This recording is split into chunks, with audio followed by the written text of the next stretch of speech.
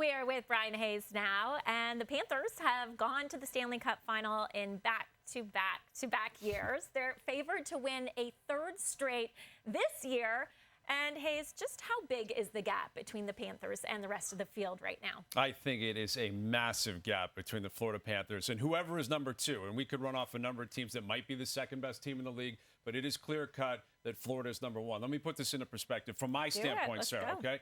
Connor McDavid has been unanimously considered the best player in hockey for years, 5, 6, 7 years. I think there's a smaller gap between McDavid and whoever you think is the second best player in the game compared to Florida and whoever you think the second best team is in the league. I think that's how big the gap is. That's what they've established over the last 3 years. And they just had a perfect offseason, an immaculate offseason. Sam Bennett returned. Aaron Ekblad returned. Brad Marchand returned. They said it wouldn't happen, and it did.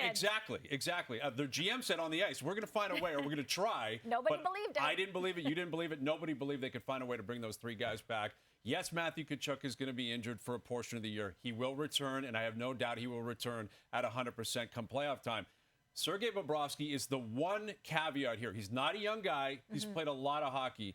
But when he's healthy, if he's fresh come playoff time, and I think they found that perfect kind of system to get him there last season, and I believe they'll apply it again this year. If he's healthy and fresh come playoff time, he's the best goalie going in terms of playoff performances. So top to bottom, Paul Maurice behind the bench. They got Bill Zito as a GM. I could go on and on and on as to why Florida is a clear-cut favorite and the second best team. Forget the third, fourth, fifth, miles behind them right now. Okay, so there's this huge gap, and it's easy to see why the Panthers are favorites. But as far as Canadian teams go, which Canadian team do you think could knock off the Panthers and bring the cup back north of the border? I think it's a three-team race. It's Edmonton, Winnipeg, or Toronto, right? With all due respect to Vancouver, Calgary, Ottawa, Montreal. Good teams that are in transition, maybe playoff teams, especially the two teams in the East. But I'm going to say Toronto first because I think they have a better chance of meeting them in the playoffs, right? For Edmonton or Winnipeg to meet them in the playoffs and slay that dragon, it's got to be in the Cup final.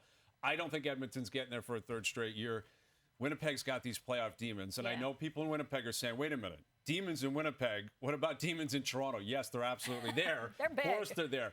The Leafs had them on the ropes. They had Florida on the ropes. They let them off, and it got to a point where Florida embarrassed them in Game 5, Game 7, and it became this existential offseason for the Leafs, even though they're a really good team, and they had a great season, and they had a great opportunity to knock them out. I think the Leafs are still very deep. Even without Mitch Marner, I think they got good goalies, veteran defense, a cup-winning coach. I think Austin Matthews is going to have a chip on his shoulder this year, possibly going to have the best year of his career.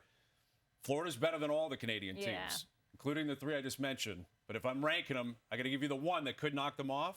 I'm going to go with the Maple Leafs. Oh, yeah. All summer, Leafs fans have been saying, we were that close. That's right? Okay. Well, TSN's top 50 players will be released next week. So it won't be any surprise to see a large number of Panthers on that list.